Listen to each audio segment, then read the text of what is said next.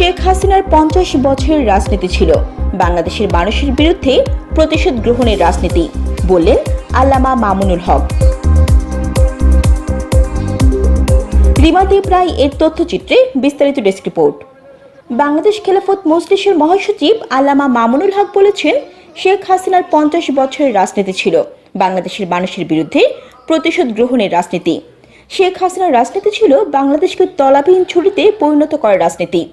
শেখ হাসিনার রাজনীতি ছিল বাংলাদেশের মানুষের মধ্যে বিভক্তি তৈরি করার রাজনীতি, যাতে বাংলাদেশের মানুষ কোনোদিন ঐক্যবদ্ধ হতে না পারে।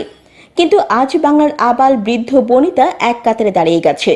তিনি বুধবার 4 সেপ্টেম্বর বিকেলে মাধবপুর স্টেডিয়ামে বৈষম্য বিরোধী ছাত্র আন্দোলনে সকল শহীদ ও আহতদের স্মরণে দোয়া ও নৈরাজ্যবাদ বিরোধী সমাবেশে প্রধান অতিথির বক্তব্যে এই কথাগুলো বলেন।